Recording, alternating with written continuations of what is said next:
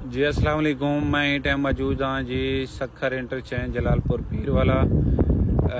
ये देखें हमारा जो यहाँ पे सखर इंटरचेंज है पूरी तरह डूब चुका है। हमारा स्टोर, हमारे कारोबार पूरी तरह डूब चुके हैं और हमारी ये गुजारिश है ये इदारों से और ये रेस्क्यू वालों से कि हमारी मदद करें। हमारे लोग यहाँ पे फंसे हुए हैं।